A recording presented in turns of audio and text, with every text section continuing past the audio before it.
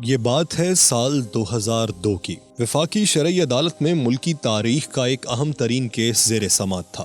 معاملہ یہ تھا کہ 1992 میں وفاقی شرعی عدالت نے سودی نظام کو حرام قرار دے کر حکومت کو اسے ختم کرنے کا حکم دیا تھا۔ اس وقت کی نواز شریف حکومت نے اس فیصلے کے خلاف اپیل کی تھی اور اب اس معاملے پر حتمی فیصلہ ہونا تھا۔ تاہم صدر پاکستان جنرل پرویز مشرف یہ محسوس کر رہے تھے کہ ایک معزز جج ان کی پسند کا فیصلہ دینے میں رکاوٹ ہے، لہٰذا ان جج صاحب کو عہدے سے برطرف کر دیا گیا اور یوں اس تاریخی مقدمے کا رخ ہمیشہ کے لیے تبدیل کر دیا گیا۔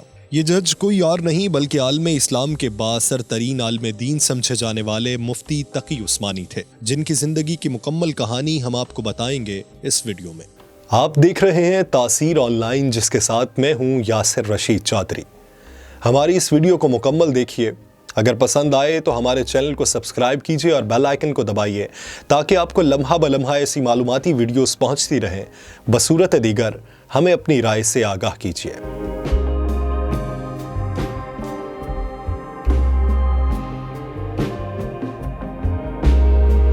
حال ہی میں اردن کے رائل اسلامک اسٹریٹجک سینٹر نے دنیا کی 500 بااثر ترین شخصیات کی فہرست جاری کی، جن میں سر فہرست قرآنی انسائکلوپیڈیا معارف الاسلامیہ کے مصنف مفتی تقی عثمانی ہیں۔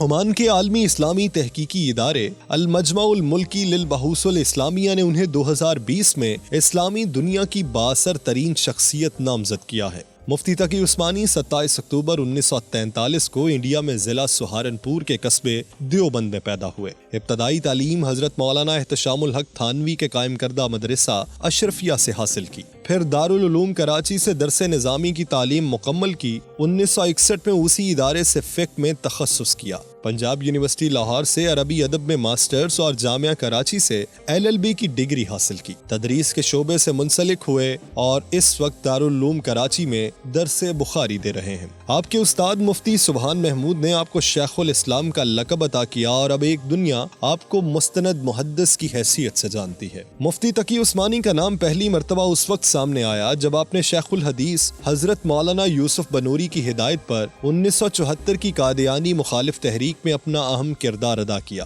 قادیانیوں کو غیر مسلم قرار دینے کی اس تحریک میں آپ نے مولانا سمیع الحق کے ساتھ مل کر ایک دستاویز تیار کی جو قادیانیوں کے خلاف پارلیمان میں پیش کی گئی۔ 1977 میں جب جنرل ضیاء الحق نے 1973 کے آئین کو سنت کے مطابق ڈھالنے کے لیے اسلامی نظریاتی کونسل کی بنیاد رکھی تو مفتی تقی عثمانی اس کونسل کے بانی ارکان میں سے تھے۔ آپ نے قرآن مجید میں بیان کردہ اللہ کی حدود اور ان کی سزاؤں پر عمل درآمد کے لیے حدود آرڈیننس کی تیاری میں اہم کردار ادا کیا۔ آپ نے سودی نظام بینکاری کے خاتمے کے لیے بھی کئی سفارشات پیش کی۔ آپ 1980 سے 1982 تک وفاقی شرعی عدالت اور 1982 سے 2002 تک سپریم کورٹ آف پاکستان کے شریعت اپیلٹ بینچ کے جج رہے ہیں۔ آپ شریعت اپیلٹ بینچ کے چیف جسٹس اور پاکستان کے قائم مقام چیف جسٹس بھی رہے۔ آپ نے بحیثیت جج کئی اہم فیصلے کیے جن میں سود کو غیر اسلامی قرار دے کر اس پر پابندی کا فیصلہ سب سے مشہور ہے۔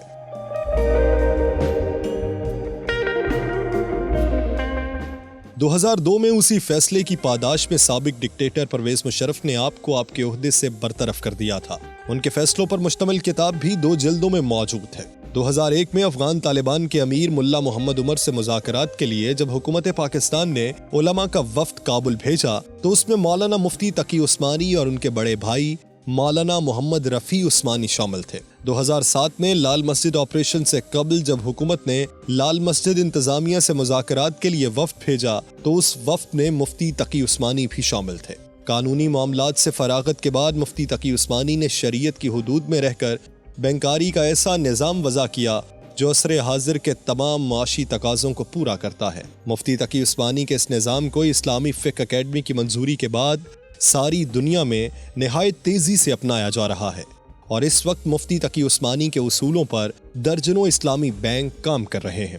کینیڈا کے کئی اسلامی بینکوں نے ایک سال نہایت کامیابی سے کام کرتے ہوئے 200% سے زائد منافع کمایا ہے۔ مفتی صاحب خود 8 اسلامی بینکوں کے مشیر کے طور پر کام کر رہے ہیں۔ وہ اسلامی مالیاتی اداروں کے اکاؤنٹنٹ اور آڈیٹنگ آرگنائزیشن کے چیئرمین بھی ہیں۔ مفتی تقی عثمانی تقریباً 60 کتابوں کے مصنف ہیں، جن میں قرآن کریم کا آسان ترجمہ، توضیح القرآن، اندلس میں چند روز، اسلام اور جدت پسندی، جہاں دیدہ، دنیا میرے آگے، ہمارا معاشی نظام اور درس ترمذی زیادہ مشہور ہیں۔